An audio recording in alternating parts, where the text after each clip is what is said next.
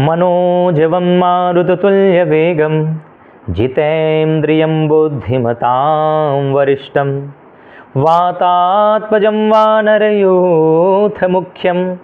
श्रीरामदूतं शरणं प्रपद्ये। बोलिए हनुमान जी महाराज की जय। बंधुओं, हनुमान जी महाराज जैसा कृपालु इस संसार में और कौन हो सकता है।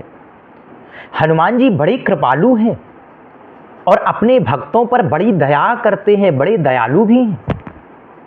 एक सच्ची घटना है।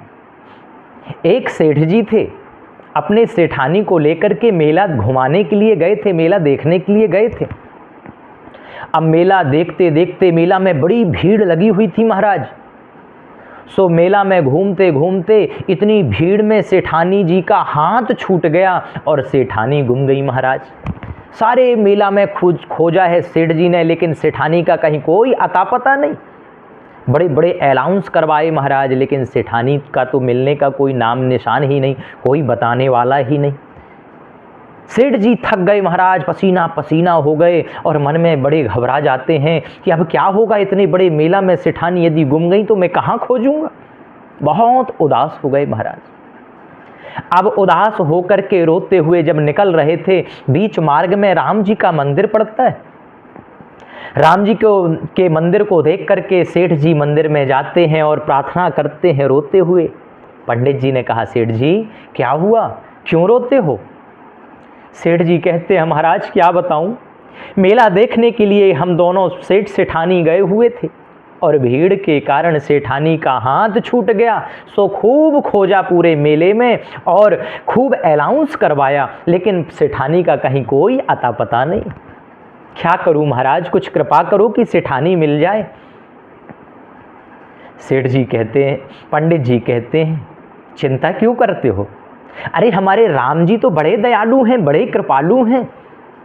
एक काम करो, सुंदर देसी घी के लड्डू, 1.25 मन देसी घी के लड्डू हमारे राम जी को भोग लगाओ, देखना आपकी सेठानी जी तुरंत चली आएंगी।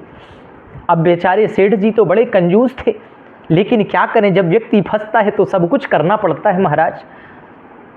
बढ़िया सेठ जी ने 1.25 मन देसी घी के सुंदर लड्डू का भोग बढ़िया थाल में सजा करके बढ़िया चले आ रहे थे।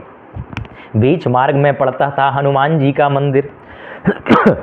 अब हनुमान जी महाराज के पुजारी ने जैसे ही देखा कि इतनी सुंदर खुशबू लड्डुओं की, शुद्ध देसी घी के लड्डुओं की खुशबू कहाँ से आ रही है, देखा कि सेठ जी बहुत सारे लड्डुओं को लेकर के जा रहे हैं। पूछा, अरे सेठ जी ये लड्डुओं को कहाँ ले जा रहे हो। सेठ जी कहते हैं, महाराज राम जी को भोग लगेगा। क्यों, अरे मेरी पत्नी खो गई थी महाराज, तो पुजारी जी ने कहा 1.25 मन देसी घी के लड्डू का भोग लगाओ सो तुम्हारी पत्नी मिल जाएगी।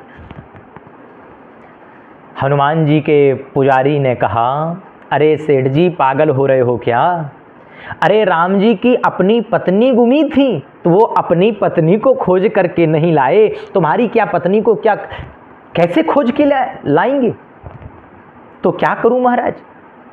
अरे क्या आपको मालूम नहीं है, जब राम जी की पत्नी गुमी थी, सीता मैया गुमी थी, तो उन्हें तो हमारे हनुमान जी खोज करके लेकर आए थे। ये सारे 1.25 मन देसी घी के लड्डू हनुमान जी को भोग लगाओ, फिर देखना आपकी पत्नी तुरंत ना मिले तो फिर कहना। अब सेठ जी तो महाराज वैसे ही बड़े चालू होते हैं, बोलो जय सिया राम। अब सेठ जी को लगा 2 पैसे का जहाँ फायदा हो महाराज वही काम करना चाहिए। बोले मेरी पत्नी मिल जाएगी, बोले हाँ जरूर मिलेगी। तो सारे 1.25 मन देसी घी के लड्डू महाराज जो राम जी को ले जा रहे थे, तुरंत हनुमान जी महाराज के मंदिर को ले गए और पुजारी ने जैसे ही 1.25 मन देसी घी के लड्डुओं का भोग लगाया हनुमान जी महाराज को, महाराज अब सेठ जी प्रणाम करके मन में सोचा अब मैं परिक्रमा लगा लूं, और जैसे ही परिक्रमा लगाने के लिए हुए सो आधी परिक्रमा में सेठानी मिल गई। अरे सेठानी तू कहाँ थी, तेरे लिए मैं कितना खोजा, इतने बड़े बड़े अनाउंस करवाए, तेरा कहीं कोई पता नहीं।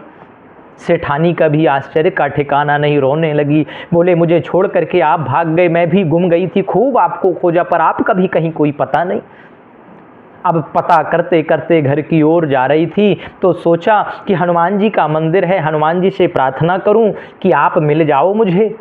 सो बस प्रार्थना करने के लिए दर्शन किया, मैंने सोचा परिक्रमा कर लूं और आधी परिक्रमा में ही आप मिल गए।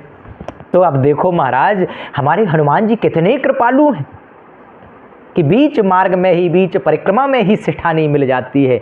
इतने दयालु कलयुग में और कौन हो सकता है।